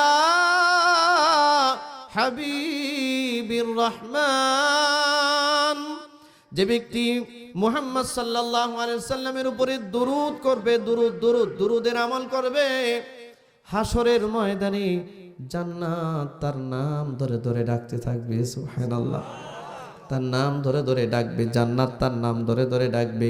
বন্ধুরা আমার, এই যে 5টা আমল, 5টা একটু নিয়ে যাইতে পারবেন? পারবেন? আমাদের এখন বয়ানগুলোতে তো বহু মানুষ আছে অনেক কিছু নিয়ে যাওয়ার জন্য, আমল নিয়ে যাওয়ার জন্য আসে না। এই আমলগুলো নিয়ে যান। হাদিসের আলোকে বলছি, কয়টা আমল? হাতটি উড়ান তো একটু, হাতটি উড়ান, গনেন, ধরেন, গইনা নিয়ে যান, গইনা। 1 নাম্বার কি? কোরআনের তেলাওয়াত। বলুন, 1 নাম্বার কি? করবেন তো? করবেন কোরআন তেলাওয়াত? 2 নাম্বার জিহ্বার হেফাজত, বেহুদা কোনো কথা, গীবত, শিকায়াত, অনর্থক কোনো কথা আমি আর বলবো না। 3 নাম্বার ক্ষুধার্ত মানুষকে খাবার দেওয়া, খাবার দেওয়া, দিব তো ইনশাআল্লাহ, এতিম মিসকিনকে খাবার দিব তো। 4 নাম্বার বস্ত্রহীন মানুষকে বস্ত্র দেওয়া, কাপড় দেওয়া, মানে থাকবে তো ইনশাআল্লাহ। 5 নাম্বার যখনই সময় পাবো তখনই রাসূলের শানে দুরূদ পড়ব, মানে থাকবে। কয়টা আমল? জোরে বলুন। 5টা আমল দিলাম, নিবেন তো ইনশাআল্লাহ? আহারে, যদি শুরু করতেন এই আমলটা, যদি শুরু করতেন। এখন অনেক মুরব্বীরা বলবেন যে হুজুর আপনি কোরআন তেলাওয়াতের কথা বলেছেন, আমি তো কোরআন তেলাওয়াত পারি না। আছে না এরকম অনেকে? আছে। আপনি পারেন না, এই জন্য কোরআন তেলাওয়াত করেন না। আচ্ছা বলুন তো, আপনি কোরআন তেলাওয়াত শিখলেন না কেন? আপনি বলবেন যে পরিবেশ ছিল না। আচ্ছা যাই হোক, আপনি কোরআন তেলাওয়াত পারেন না, ধরতে তো পারেন কোরআন মাজিদ একটু, হ্যাঁ না? কোরআন মাজিদ চিনেনও না? যে চিনেন কোরআন মাজিদ, চিনেন তো নাকি? তো তেলাওয়াত না পারেন না, ধরতে তো পারেন, ধরে একটু চুমা তো দিতে পারেন, চুমা একটু বুকের সাথে তো জড়ায় ধরতে পারেন। এই ভাই, কোরআন মাজিদ একটু চুমা দিয়ে আপনি বুকের সাথে একটু জড়ায় ধরবেন। আপনাদেরকে বলি, আপনাদের খবর কি আমি জানি না, আমার খবর বলি। কোরআন মাজিদ চুমা দিয়ে এমনি বুকের সাথে একটু জড়ায় ধরে দেখবেন আপনার পুরা শরীরটা শীতল হয়ে গেছে, শীতল, কলিজাটা সহ শীতল হয়ে যায়, প্রশান্তিতে ভরে যায় জীবন। কারণ এটা কার কালাম? বলুন, এটা কার কালাম? আচ্ছা, কোন প্রেমিক যদি প্রেমিকারে ভালোবাসে, প্রেমিকা যদি চিঠি দেয় বা প্রেমিক যদি চিঠি দেয়, অনেক সময় প্রেমিক কাছে না থাকলেও প্রেমিকের একটা ছোঁয়া পাওয়ার জন্য মাঝে মধ্যে প্রেমিকের চিঠিটা অনেক সময় বুকের মধ্যে নিয়ে ঘুমায় যায় অনেকে। সে মনে করে চিঠির মধ্যে আমার প্রেমিক না থাকলেও তার হাতের লেখাটা তো আছে, নিজেকে একটু সান্ত্বনা দেয়, সুখ পায় সে এখানে। এই কথা ঠিক কিনা? এটার মধ্যে সে সুখ পায়, কারণ সে তাকে ভালোবাসে, এই জন্য সে সুখ পায়। আচ্ছা বলুন, আপনি আল্লাহকে ভালোবাসেন না? ভালোবাসেন? কার মতো? প্রেমিক প্রেমিকার মতো? আল্লাহর ভালোবাসা তো সর্বোচ্চ ভালোবাসা, ঠিক কিনা? জোরে বলুন। আল্লাহ তাআলা বান্দাকে যেমন ভালোবাসেন, আমরাও আল্লাহকে এমন ভালোবাসি। আল্লাহ এবং তার রাসূলের ভালোবাসার সাথে পৃথিবীর আর কোনো ভালোবাসার মিল নাই। আল্লাহ তাআলা দুনিয়ার কোনো প্রেমিকে চিঠি দিলে এটা বুকে নিয়ে অনেকে ঘুমায় থাকে। আল্লাহ পাকের কালাম আপনি পড়তে না পারলেও যদি একটু চুমা দিয়ে বুকটার মধ্যে একটু চাপায় ধরে রাখতেন, আপনার অশান্ত হৃদয়টা শান্তিতে আল্লাহ ভরে দিত। আপনি তো এটা পারেন যে আমি কোরআন তেলাওয়াত পারি না, এতটুকুন তো পারি যে আল্লাহ এটা আপনার কালাম, আমি আপনার গোলাম, আমি পড়তে পারি না, এটা আমার ব্যর্থতা, এটা আমার পরাজয়, আমি মেনে নিয়েছি। আল্লাহ আপনার কালামকে আমি অনেক ইজ্জত করি, সম্মান করি, আমি বিশ্বাস করি এটা আপনার কালাম। এমনি একটু উল্টান না, একটু একটু বলেন, একটা একটা পৃষ্ঠা উল্টান, একটা একটা পৃষ্ঠা উল্টান, একটু চুমা দেন, বুকের সাথে জড়ায়া ধরেন, একটু মোহব্বত করেন। আপনারা কি মনে করেন এই কোরআন মৃত কোরআন নাকি? আহারে, এই যে কালো অক্ষরগুলো যে দেখতেছেন, এই যে কালো অক্ষরগুলি, এই প্রতিটা অক্ষর জীবন্ত অক্ষর, জীবন্ত। কিয়ামতের আগে আল্লাহ তাআলা যখন দুনিয়া ধ্বংস করবেন, তখন এই কোরআনের এই কালো অক্ষরগুলো ফেরেশতাদেরকে দিয়ে অটোমেটিক উপরে উঠাবে। সুবহানাল্লাহ তো বলতে ইচ্ছে করলো না। দুনিয়ার মানুষ হঠাৎ করে একদিন কোরআন মাজিদ উল্টাবে, উল্টায় দেখবে সব সাদা কাগজ, সব সাদা কাগজ, একটা অক্ষরও লেখা নেই। কিয়ামতের আগে হঠাৎ করে একদিন মানুষ উঠে দেখবে মসজিদগুলো যেগুলোতে নামাজ কালাম পড়তো, একটা মসজিদও নাই, একটাও নাই, উদা হয়ে গেছে। হাদিসের মধ্যে আসছে এই মসজিদগুলোকে ফেরেশতা দিয়ে আংরা লাগিয়ে প্রতিটা মসজিদ এবং কোরআন মাজিদের প্রতিটা অক্ষরকে আল্লাহ পাক লাউহে মাহফুজে উঠায় নেবে, আসমানে উঠায় নিয়ে যাবে। সকালে উঠে দেখবে মসজিদ নাই, কোরআন মাজিদের কোনো অক্ষর নাই। চূড়ান্ত ফয়সালা, আর কিছু সময়ের মধ্যে দুনিয়াটা আল্লাহ ধ্বংস করে দিবে, ডিস্ট্রয় হয়ে যাবে, ধ্বংস হয়ে যাবে। প্রতিটা অক্ষর আপনি তেলাওয়াত করতে না পারলেও অক্ষরগুলো একটু ছুঁয়ে দেখেন, একটু চুমা দেন, হাত দেন, একটু হাত দেন, বুকের সাথে একটু জড়ায়া ধরেন। এই এক একটা অক্ষর আপনার জন্য সুপারিশ করবে, আপনার জন্য সুপারিশ করবে। আপনি অশুদ্ধ পারেন না, যতটুকু পারেন আস্তে আস্তে একটু ইমাম সাহেবের কাছে গিয়ে একটা দুইটা অক্ষর পরে শুদ্ধ করার চেষ্টা করেন, আর বাকি এমনি একটু ধরেন, প্রতিদিন একটু ধরেন, পড়তে না পারলে একটু ধরেন, একটু মহব্বত করেন। আহা, আপনি বলেন তো, আপনি এমনি যদি কোরআন মাজিদ একটু মহব্বত করেন, যারা তেলাওয়াত করে তারা যে পরিমাণ সওয়াব পায়, আপনি এইভাবে প্রতিদিন ধরার কারণে যদি আল্লাহ আপনাকে এই সওয়াব দিয়ে দেন, এই দেওয়ার জন্য কি মক্কা শরীফের ইমাম সাহেবকে জিজ্ঞাসা করতে হবে যে আমি তারে সওয়াব দিতে চাই? আল্লাহ তো পরাক্রমশালী, আল্লাহ আল আজিজ, আল্লাহ আজিজ, আল্লাহ মহাপরাক্রমশালী। আল্লাহ কোনো কাজ করলে কারো কাছে জবাবদিহিতার কোনো অবকাশ নাই, ঠিক কি না? আল্লাহ ইচ্ছে করলেই দিতে পারেন, মালিক ইচ্ছে করলে আপনাকে দিতে পারেন। আপনি সারেন্ডার করেন আল্লাহর কাছে, আপনি যতদূর পারেন, যতক্ষণ পারেন আপনি চুমা দেন, দৈনিক অন্তত কোরআন মাজিদ হাতে নেন। পরিবারের 10 জন সদস্য আছে, 5 জন সদস্য, এই 5টা সদস্যের জন্য আলাদা আলাদা কোরআন মাজিদ কিনে দেন, আর বলে দেন যে প্রতিদিন কোরআন মাজিদ একটু হাতে নাও। বিবির প্রতি অর্ডিন্যান্স জারি করেন, স্ত্রীর প্রতি সকাল বিকাল কোরআন মাজিদ একটু ধরো। যেই ঘরে কোরআনের তেলাওয়াত হয়, কোরআনকে সম্মান করা হয়, এই ঘরে আল্লাহর পক্ষ থেকে সাকিনা নাজিল হয়, আল্লাহর পক্ষ থেকে রহমত নাজিল হয়। আমরা তো আজকে কোরআন মাজিদ ভালোভাবে ঢুকিয়ে দিয়েছি, আমার ঘরটা যেন বিরান হয়ে আছে। আমার ঘরে কেন জানি আল্লাহ পাকের কালামে তেলাওয়াত হয় না। আমার ঘর যেমন বিরান হয়েছে, আমার কলিজাটা বিরান হয়ে গেছে। এটা উজার এক ভূমি হয়ে গেছে। আমার এই কলিজাটার ভিতরে আল্লাহর না আছে জিকির, না আছে কোনো তাসবিহ, না আছে কোরআনের তেলাওয়াত, এটা নষ্ট হয়ে গেছে।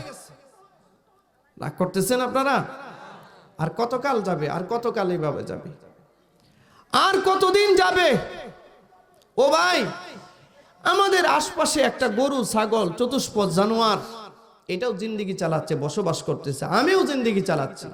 আচ্ছা, একটা কুকুরের উপর থেকে, একটা বিড়ালের উপর থেকে, একটা গরু ছাগলের উপর থেকেও সূর্য উদয় হয়, সূর্য অস্তমিত হয়।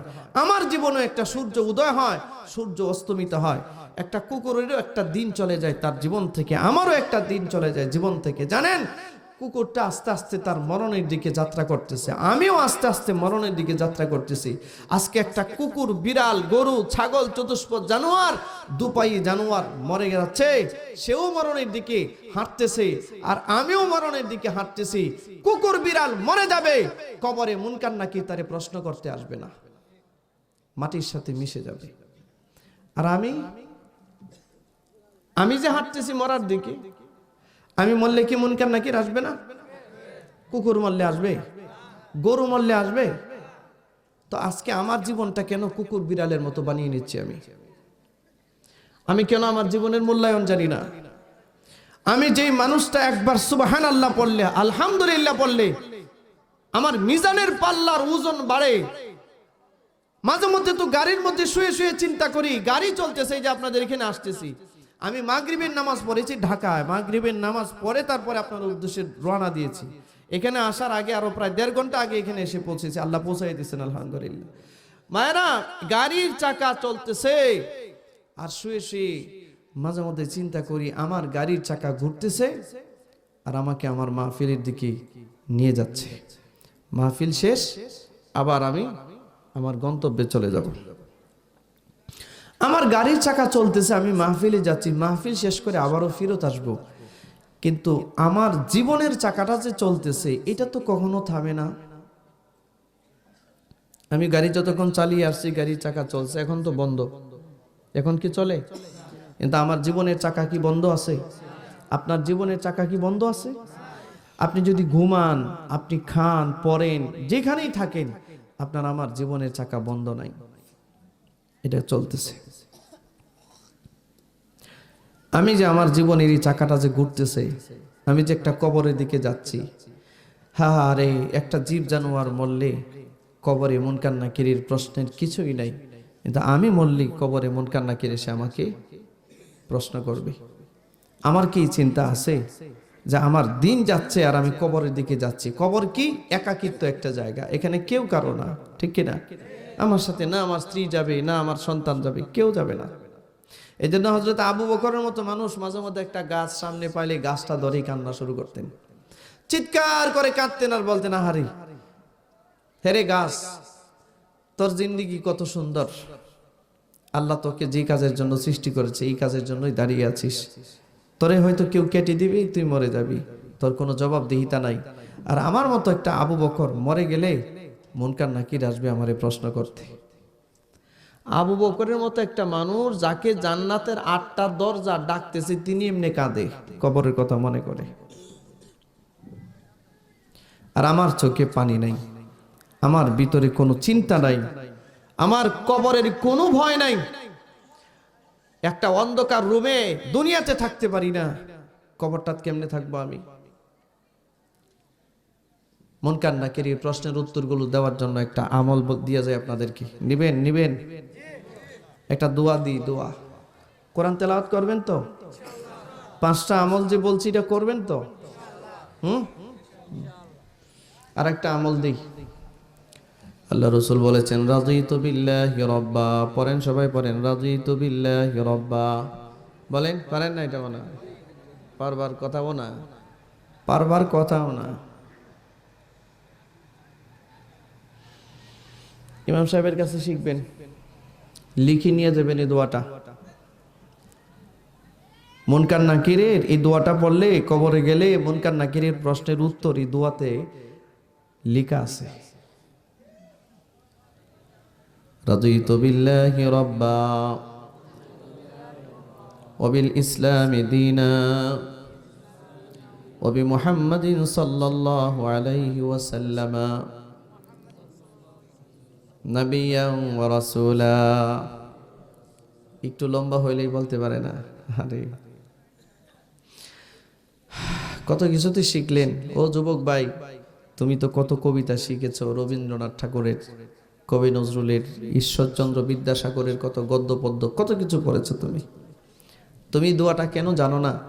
যে দোয়াটা পড়লে মুনকার নাকিরের প্রশ্নের উত্তর হবে। আহা, 3 বার, মাগরিবের পরে 3 বার। কয়বার বলুন? মাগরিবের পরে কয়বার? 3 বার এই দোয়াটা পড়বেন। রাযীতু বিল্লাহি রাব্বা। মা বোনরা কি শুনতেছে নাকি? মহিলারা আছে? আপনারা নিজেরা ইমাম সাহেবের কাছে যাবেন, গিয়ে এই দোয়াটা লিখবেন, লিখে নিজেরা নিবেন, নিয়ে এটা মুখস্থ করবেন, এটা বারে বারে পড়বেন, আর না হয় পকেটে রাখবেন। পকেটে ভালো করে আপনার বাচ্চাদেরকে বলবেন যে এটা লিখে লেমিনেটিং করে আমাকে দে, আমার পকেটে নিয়ে নিয়ে ঘুরবো আর এটা আমি পড়বো। বাসায় যতগুলো মানুষ আছে সবাইকে দেন এটা। বাচ্চাগুলোকে যখন ঘুমাতে যান কুলের মধ্যে নিয়ে দোয়াটা পড়তে থাকেন, ওরা দেখবেন শুনতে শুনতে শিখে ফেলবে। রাদিতু বিল্লাহি রাব্বা ওয়া বিল ইসলামি দীনা ওয়া বিমুহাম্মাদিন সাল্লাল্লাহু আলাইহি ওয়াসাল্লাম নাবিয়্যান ওয়া রাসূলা। আল্লাহ রাসূল বলেন যে এই দোয়াটা যদি মাগরিবের পরে 3 বার কেউ পড়ে, আর ফজরের পরে 3 বার যদি কেউ পড়ে, মাগরিবের পরে যদি 3 বার পড়ে, আর ফজরের আগে যদি রাতে মরে যায়, আর এই লোকটাকে যদি কবরে রাখা হয়, নিষ্ঠুর নির্দয় এক আচরণের ফেরেশতা মুনকার নাকির এসে যখন তাকে প্রশ্ন করবে, এই 3টা প্রশ্নের উত্তর এই দোয়ার মধ্যে আল্লাহ সন্নিবেশিত করেছেন। 3টা প্রশ্নের উত্তর আছে। সুবহানাল্লাহ, সুবহানাল্লাহ। আচ্ছা বলেন তো আমাদের রব কে? সবাই বলেন না, আরো জোরে বলেন, কে? আমাদের রব কে? আল্লাহ কোথায় থাকে? হাত উঠান, হাত উঠান। কোথায় থাকে আল্লাহ বলেন? কোথায় থাকে? আরশে থাকে। আরশ, আরশ, ঠিক কি না? রাদিতু বিল্লাহি রাব্বা, আমার রব আল্লাহ, আমার রব আল্লাহ, আমি সেই আল্লাহর উপরে রাজি আছি, ঠিক কি না? আমার আল্লাহ, আমাদের রব আল্লাহ, ঠিক কি না? জোরে বলেন, হাত নামান। আমাদের রিজিক দাতাকে, হায়াত দাতাকে, মওত দাতাকে, সুস্থ রাখে কে? অসুস্থ করে কে? ধনী বানায় কে? গরিব বানায় কে? সন্তান কে দেয়? আল্লাহ দেয়। মানুষকে সুখে রাখে কে? আল্লাহ সুখে রাখে। বন্ধুরা আমার, সেই আল্লাহর প্রতি আমাদের ঈমান আছে। ও আল্লাহর বান্দারা, আল্লাহর প্রতি ঈমান আছে। আমরা স্বীকৃতি দিয়েছি আমাদের রব আল্লাহ। এই জন্য কবরে গেলে আগেই প্রশ্ন করবে, মার রব্বুকা, বলো তোমার রব কে, বলো তোমার রব কে। এই প্রশ্নটা কিন্তু করবেই করবে। আমার যদি জানা না থাকে কেমনে বলবো আমার রব কে? এটা বলার কিন্তু কেউ নাই। কিন্তু আপনি যখন এই দোয়াটা পড়বেন, রাদিতু বিল্লাহি রব্বা, আল্লাহর কসম, আল্লাহর কসম, মুনকার নাকির যখন প্রশ্ন করবে অটোমেটিক আপনার জবান থেকে উচ্চারণ হবে রাদিতু বিল্লাহি রব্বা। যখন বলবে, সে যখন বলবে মার রব্বুকা, আপনি বলবেন রব্বিয়াল, রব্বি আল্লাহ, আমার রব কে? আমাদের রব কে? আল্লাহ। রব্বি আল্লাহ, এই জবান থেকে এটা উচ্চারিত হয়ে যাবে। 2 নাম্বার প্রশ্ন করবে, মা দিনুকা, বলো তোমার দিন কি, ধর্ম কি, ধর্ম কি বলো। তো অবিল ইসলামী দীনা, আমার ধর্ম কি? ইসলাম। আমার দিন কি? ইসলাম। এই দুয়ার মধ্যেই উত্তর আছে। 3 নাম্বার প্রশ্ন করবে ফেরেশতারা, আপনি যে কবরে থাকবেন, এই কবর থেকে নিয়ে মদিনাতুল মুনাওয়ারা পর্যন্ত নিচের মাটিগুলো আল্লাহ তাআলা সরায় দিবেন। পারে কি পারে না? পারে কি পারে না? এই ক্ষমতা আল্লাহর আছে কিনা? বিশ্বাস হয়? বিশ্বাস যদি না হয় একটা দৃষ্টান্ত দিয়ে বুঝবেন। আল্লাহ তাআলা বলেন, মারাজাল বাহরাইনি ইয়ালতাকিয়ান বাইনাহুমা বারযাখুল লা ইয়াবগিয়ান ফাবিআইয়ি আলাই রাব্বিকুমা তুকাযযিবান। আল্লাহ রাব্বুল আলামিন বলেন, ও দুনিয়ার মানুষ, প্রবাহমান একটা নদীতে, প্রবাহমান একটা সাগরে পানি প্রবাহিত হচ্ছে। একদিকে লোনা পানি, একদিকে মিষ্টি পানি, একদিকে স্বচ্ছ পানি, একদিকে ঘোলা পানি। আছে না এরকম? দেখেন না আপনারা? জানি না কে দেখছেন, কিন্তু আমার এই চোখ দেখেছে। একই সাগরে বহমান পানি, কোথাও স্বচ্ছ পানি, আবার এক সাইডে ঘোলা পানি, কোথাও সাগরের মিষ্টি পানি, আবার নিচে হচ্ছে নোনা পানি, লোনা পানি। আহারে ভাই, আপনারা বলেন, আমরা যদি একটা গ্লাসের মধ্যে একটু পানি নিই, একটু স্বচ্ছ পানি, একটু ঘোলা পানি, এটা কি একাকার হবে না? কিন্তু এই যে বিশাল বহমান সাগর, এই সাগরের পানি প্রবহমান হচ্ছে, অথচ স্বচ্ছ পানি ঘোলা পানির সাথে একটুকু মিশে না, একটুকু মিশে না। আল্লাহ পাক বলেন, এরে মানুষ তোমরা কি একটু দেখো না, একটু তাকিয়ে দেখো না, একই সাগরে একই নদীতে প্রবহমান পানি, কোথাও স্বচ্ছ পানি কোথাও ঘোলা পানি আমি প্রবহমান করে রেখেছি। এই দুইটা পানির মাঝখানে আমি আল্লাহ একটা পর্দা দিয়ে রেখেছি, একটা পার্টিশন দিয়ে রেখেছি, পার্টিশন পার্টিশন। আল্লাহু আকবার। বান্দা আমার এই পর্দাটা তোমরা দেখো না। এরে বাংলাদেশের মানুষ, সারা দুনিয়া যেখানে করোনায় আক্রান্ত হয়ে লাখো লাখো মানুষ মারা যাচ্ছে, আর বাংলাদেশের আমাদের মতো গরিব মানুষগুলোকে আল্লাহ করোনা দেয় না। হয়তো তুমি মনে করো করোনা নাই, না না না, করোনা আছে, কিন্তু আল্লাহর দেওয়া একটা নিরাপত্তার চাদর আমাদের মাথার উপরে আছে। এই নিরাপত্তার চাদরের কারণে করোনা আমাদেরকে এফেক্ট করে না, ঠিক কিনা জোরে বলেন। আল্লাহর যে নিরাপত্তার চাদর, আল্লাহর যে পরিবেষ্টন, আল্লাহর যে পর্দা, যেই পর্দা দিয়ে স্বচ্ছ পানি আর ঘোলা পানি আলাদা করেছেন, যেই পর্দা দিয়ে আল্লাহ পাক মিষ্টি পানি আর ঘোলা পানি, মিষ্টি পানি আর লবণাক্ত পানি আল্লাহ আলাদা করেছেন, এই পর্দাটা দিয়ে আল্লাহ আমাদেরকে রক্ষা করতেছেন, ঠিক কিনা ভাই? এতো বিশাল সাগরের পানির মাঝে যদি আল্লাহ পার্টিশন দিয়ে রাখতে পারেন, তো আপনার কবর থেকে নিয়ে মদিনা পর্যন্ত মাটির পর্দা আল্লাহ সরাইতে পারে না? মাটির পর্দাটা সরায়া দিবেন, আর ফেরেশতা বলবেন, ওমান হাযার রাজুলুল্লাযী বুইথা ফীকুম, এই যে ব্যক্তি শুয়ে আছেন, এই ব্যক্তি সম্পর্কে তোমার কি জানাশোনা আছে বলো।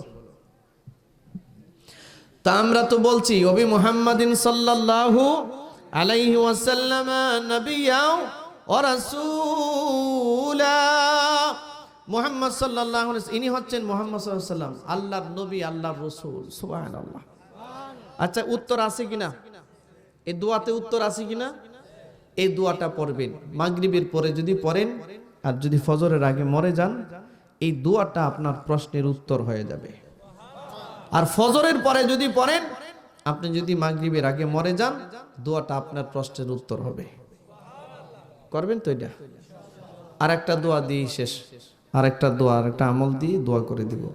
ভাইরা, শুক্রবার আসে না? শুক্রবারে ফজরের নামাজের পরে সূরা কাহফ, কোন সূরা? সূরাতুল কাহফ। এই সূরাটা পড়বেন। সূরাটা পড়ে আপনি যদি একবার পড়েন সূরা কাহফ, একবার ফজরের পরে শুক্রবারে, সাথে সাথে ৭০,০০০ ফেরেশতা আপনার মাগফিরাতের জন্য আল্লাহ পাঠায় দেয়। পুরা এক সপ্তাহের জন্য, আগামী শুক্রবার পর্যন্ত এই ফেরেশতারা আপনার নিরাপত্তায় নিয়োজিত থাকে এবং আপনার জন্য মাগফিরাত কামনা করতে থাকে। ভাইরা, আমরা কয়টা মানুষের বেতন দিতে পারবো বলেন তো? অথচ ৭০,০০০ ফেরেশতা পাঠায় আল্লাহ। মজার একটা বিষয় হলো, ধরেন আপনি শুক্রবারে এই দোয়াটা পড়লেন, এই সূরাটা পড়লেন, আপনি রোববারে মারা গেলেন, এই যে ৭০,০০০ ফেরেশতা পাঠাইলো, ফেরেশতাদেরকে একদিনের জন্য পাঠিয়েছেন, 2 দিনের জন্য, 3 দিনের জন্য, না 1 সপ্তাহের জন্য? 1 সপ্তাহের জন্য পাঠিয়েছেন। আপনি শুক্রবারে পড়ার পর রবিবারে যদি মারা যান, এই ফেরেশতাগুলো আপনাকে রেখে চলে যাবে না। কবরে যখন আপনি যাবেন, ৭০,০০০ ফেরেশতাই আপনার সাথে কবরে থাকবে। মুনকার নাকির কয়জন? মুনকার নাকির 2 জন। আর এখানে আছে কয়জন? দেখেন তো দেখি, মুনকার নাকিরের ক্ষমতা আছে যে ৭০,০০০কে সরায়া দেওয়ার? ৭০,০০০ ফেরেশতা আপনার পাশে দাঁড়ায় থাকবে। ৯০ বছর চলে গেছে আপনার, ৮০ বছর চলে গেছে, সূরা কাহফ কাকে বলে জীবনেও আপনি পড়লেন না, দেখলেনও না। আপনি একটা ব্যর্থ জীবন পরিচালনা করছেন। আল্লাহ আপনাকে বুঝবার তৌফিক দিক। আলেমদের কাছে যাবেন, সূরা কাহফটা একটু তেলাওয়াত করবেন, যত দূর পারেন তত দূর পড়বেন। না হয় মহব্বত করেন, হাত দিয়ে বুলান যে আল্লাহ এটা আপনার কালাম, আমি আপনার গোলাম, আমি পড়তে পারি না, আপনি আমাকে মাফ করে দেন, কিন্তু আমি মহব্বত করার কারণে কোরআন পড়ার তেলাওয়াতের সওয়াবটা আমাকে দান করেন। এটা বলতে তো পারেন, এটি বলবেন তো ইনশাআল্লাহ? হ্যাঁ, জানি আর কেমনে বললে পরে। এখন তো আমাদের বয়ানের উদ্দেশ্য যেমন লোকজন বয়ানের মধ্যে আসে আসে সুন্দর আওয়াজ শুনতে, আওয়াজ শুনে চলে যাওয়ার জন্য। আমল নেওয়ার কোনো পরিকল্পনাই নাই মানুষের। আর আমরা আমল এখন দিতেও চাই না, আমরা নিজেরাও কেমন জানি এখন কমেডির মতো কমেডি করে করে আপনাদের কাছ থেকে চলে যেতে চাই, ঠিক কি না? একটা আমল দিতে চাওয়া হয় না, আমল দেওয়া হয় না, আমল নেওয়া হয় না। এই যে আমলগুলো দেওয়া হয় যেগুলো করবেন তো ইনশাআল্লাহ। একটা মানুষ যদি আমল শুরু করে দিতে পারেন, আজকের মাহফিলটা সার্থক হয়ে যাবে, কবুল হয়ে যাবে আল্লাহর কাছে। এই আমলগুলো করবেন সবাই। ইচ্ছা ছিল আমি সেই সূরার দিকে যাওয়ার জন্য, আল্লাহর তৈরি করা জান্নাতে যে নিয়ামতগুলো দিবেন সেদিকে যাওয়ার জন্য, কিন্তু সবাই আর নাই। আজকে আর হবে না, আমার শরীরও আর মানতেছে না। ভাইয়ের আমার কোনোদিন আবার যদি সাক্ষাৎ হয়, কখনো দেখা হবে। 7 তারিখে মনে হয় দড়ি চৈতন্য কোথায় জানি একটা জায়গা আছে না, ঘাটাইল দড়ি চৈতন্য কোথায়, ওইদিকে কোথায় আছে, ওখানে একটা মাহফিল আছে। যদি আসে সাক্ষাৎ হবে, দেখা হবে। আপনাদের কাছে দোয়া চাই। আল্লাহর জন্য কয়েকটা কথা বলেছি, কিছু আমল যেটা আমার জবান দিয়ে আসছে এইগুলো হাদিসের আলোকে একটু বলার চেষ্টা করেছি। কোরআন তেলাওয়াতের মহব্বতটা আনেন, খোদা আর জবানটার হেফাজত করেন। ক্ষুধার্ত মানুষকে খাবার দেন, বস্ত্রহীন মানুষকে বস্ত্র দেন। হিউম্যানিটি কাকে বলে, হিউম্যান রাইটস কাকে বলে, মানবাধিকার কাকে বলে? নবীজি এই হাদিসটা বলেছেন আজ থেকে 1400 বছর আগে। আর বর্তমান পৃথিবীতে হিউম্যান রাইটস এবং এই মানবাধিকার যারা লঙ্ঘন করে এরা মানবাধিকারের কথা বলে। যখন সারা পৃথিবীর মানুষ, যাদের মানুষের মানবাধিকার লঙ্ঘিত হচ্ছিল, বিধ্বংস মানবতা ছিল, ওই সময় রাসূল বলেছেন ক্ষুধার্ত মানুষকে যে খাবার দেয় জান্নাত তাকে ডাকবে, বস্ত্রহীন মানুষকে যে বস্ত্র দেয় জান্নাত তাকে ডাকবে। নবী শানে যে দুরূদ পড়ে আল্লাহর জান্নাত তাকে ডাকে। একবার দুরূদ পড়লে কয়টা রহমত নাজিল হয়? 10টা রহমত নাজিল হয়। অনেক মানুষ অনেক সময় ফোন করে বলে যে হুজুর মুসিবত ছাড়তেছে না। কি মুসিবত? আমার সন্তানাদি কথা শুনি না, ঋণের বোঝা, এই মুসিবত ওই মুসিবত। আপনারা এই মুসিবত থেকে বাঁচার জন্য দুরূদ শরীফ বেশি বেশি পড়বেন। মনে রাখবেন, একবার দুরূদ পড়লে 10টা রহমত নাজিল হয়। রহমত মানে আল্লাহর দয়া, আর মুসিবত তো এটা একটা গজব, ঠিক কিনা? আল্লাহর দয়া যার উপরে থাকে গজব তার উপরে চলতে পারে না। এই জন্য বেশি বেশি দুরূদ পড়বেন, দেখবেন মুসিবত দূর হয়ে যাবে ইনশাআল্লাহ। আল্লাহ আপনি এই কথাগুলো আমার এই ভাইগুলোকে, এই মুরব্বীদেরকে, মা বোনদেরকে একটু আমল করবার তৌফিক দেন। আমার যুবক ভাইগুলো যারা এই মাহফিলটার আয়োজন করেছেন, এরা অনেক মেহনত করেছেন, অনেক কষ্ট করেছেন। আমার আজকে অসুস্থতা অনেক, তারপরে আমি এসেছি, কারণ এদের সাথে ওয়াদা দিয়েছি আমি। ভাইয়েরা আমার, এই মাহফিলটা প্রতি বছর হোক, এটা আপনারা চান? কারা কারা চান? একটু হাত টান তো। খুব সুন্দরভাবে যেন পরিচালিত হয়, এটা চান তো?